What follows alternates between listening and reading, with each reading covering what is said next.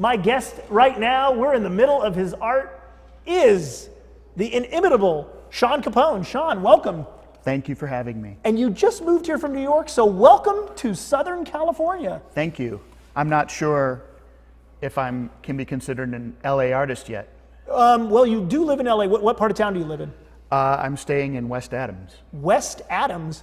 You're an LA artist if you're in West Adams. There's some neighborhoods here, I believe, that are kind of fake neighborhoods that can keep your kind of transplant New York insularity, but West Adams ain't one of them. You're living in West Adams for a week, you're an LA artist. I hear it's up and coming. It's up and coming. Well, oh yeah. Those landlords love that slogan. Yeah. So Sean, how long have you been an artist? Were you born an artist?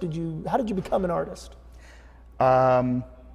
It was the only thing I ever wanted to do, aside from a brief flirtation with wanting to be a magician and a ventriloquist. Those were my first career goals. Wait. Would that make me your dummy? No, but that makes the work that I'm doing now, it kind of fits. It's like a huge circle back to the beginning that I've done. Okay. But no, I was always an artist. I was always a drawer, a cartoonist, and I knew that art school was going to be where I would always go. Okay, so the one thing that's unique, especially for this show where we talk to a lot of artists, you're working in video. Is it fair to call you a video artist, a digital artist? Is there a moniker attached to artists that you want us to call you? Yeah, I say that I'm a visual artist working primarily in digital animation and the moving image. Video has its own connotations, film has its own connotations. I like the general term of moving image because a lot of the work that I've done isn't intended for screen, it's intended for projection and for immersion, in other contexts like that. So it's still part of a gallery experience, though. Yeah, is it stuff you can watch on the internet, or do you want people to be present for it? It depends on what the work is. Okay, well, we have a clip of one. Yes, this is. Do we have the clip ready? This is a debut of a work in progress, an excerpt from a brand new piece, having its world debut here on Modern Art Blitz. On Modern Art Blitz, what's the title? It's called Mr. Fantastic. Mr. Fantastic. Can we roll it? Roll it.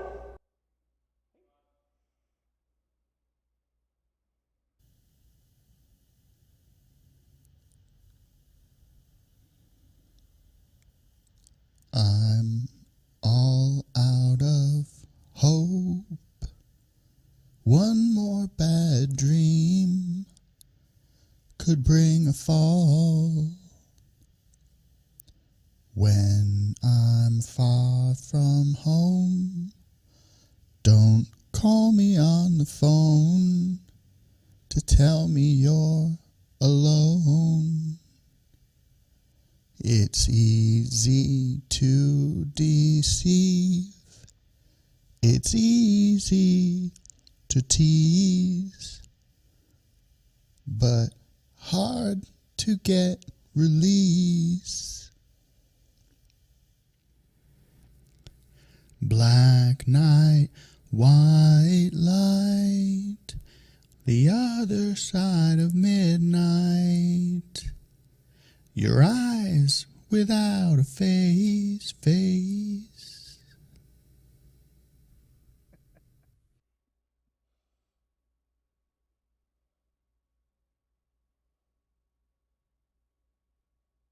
I'm still working on some of the sound design here. It's a work in progress. It is a work in progress. Beta, do we say, no, are you a tech? Now I close my eyes. I wonder why I don't despise. It's all I can do is love what was once so alive and new. Wow. That was pretty amazing. Thank you. Wow. So what in the hell was going on there? That was a music video. For those who might have not been able to hear it, that was just me singing Eyes Without a Face by Billy Idol, mashed up with some other lyrics by Frankie Goes to Hollywood. Okay. And I started that piece kind of whimsically as a response to this sudden deluge of celebrity deaths from, from the 80s, from pop stars. And I thought of it as kind of an homage, but not deliberately.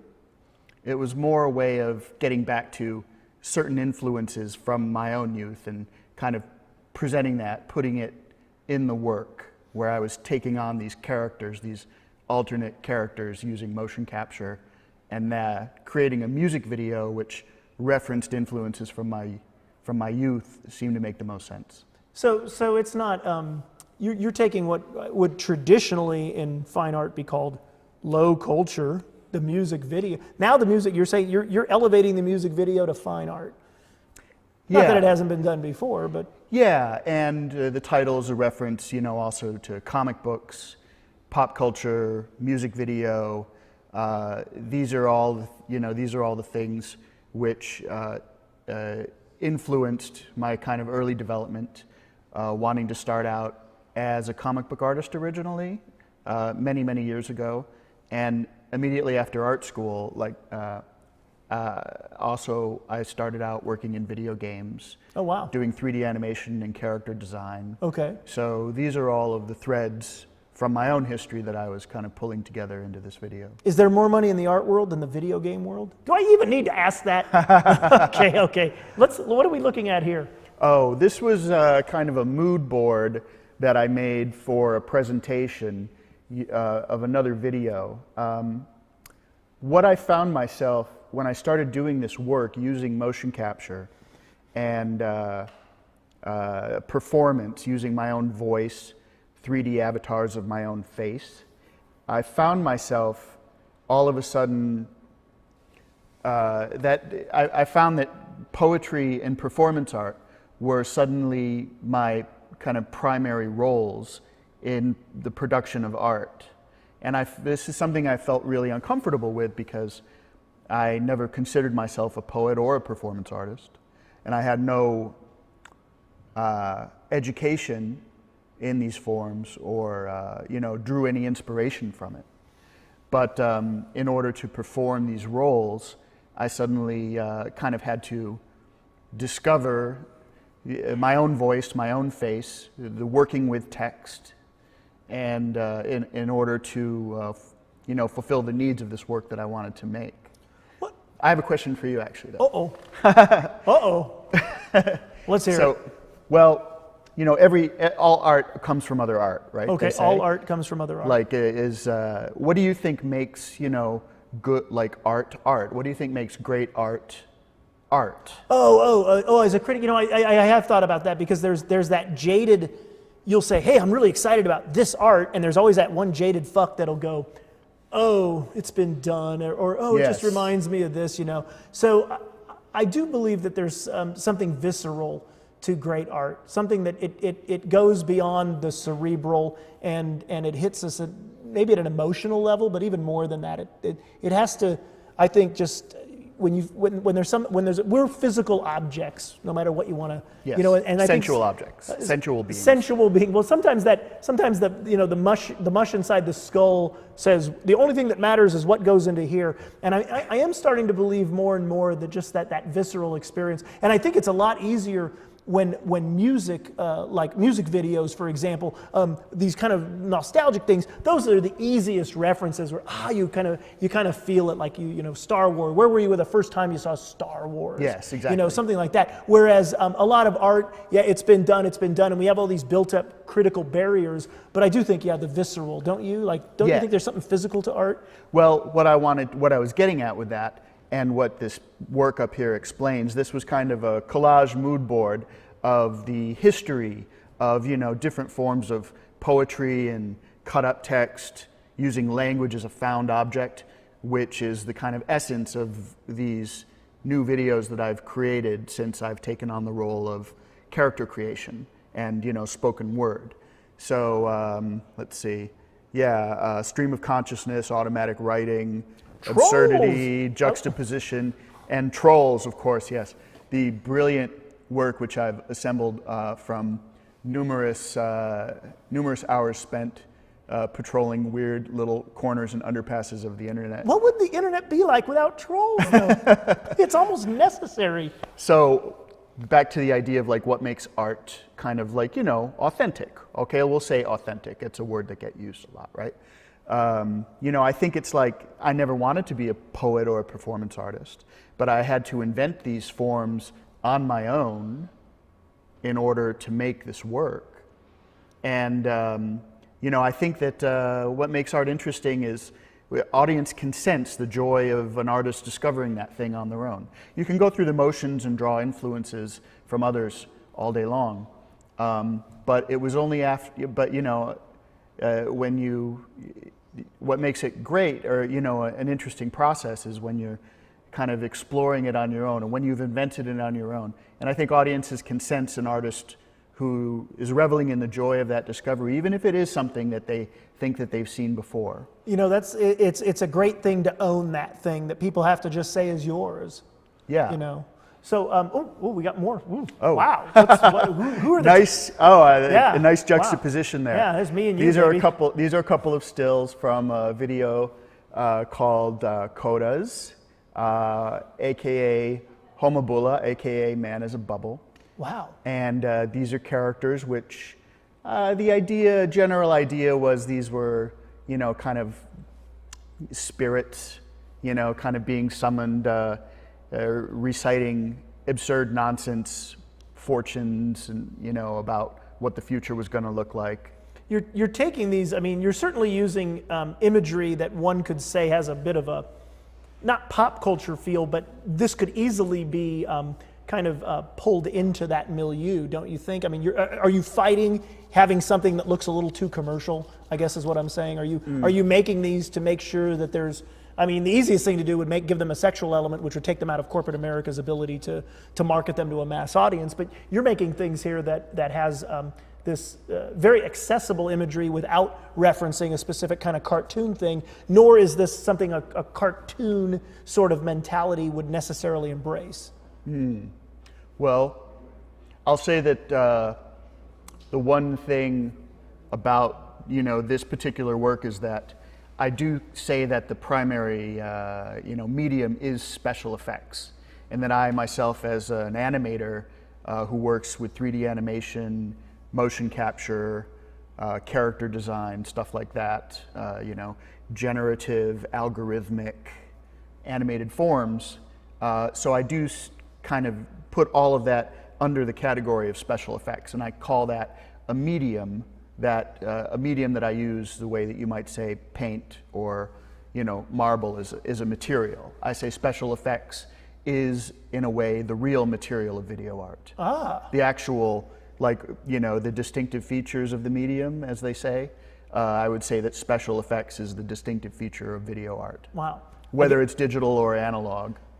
I guess the big question with all art like this, how do you archive it? Oh, well, that's kind of that's always the question.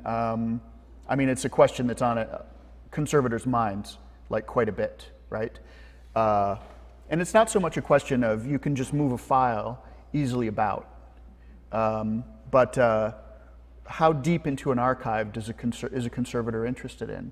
I could give you the QuickTime of this movie on a thumb drive, and you could put it in your pocket, and you can copy that to a museum or to a gallery or send it across the world, and it's the same movie.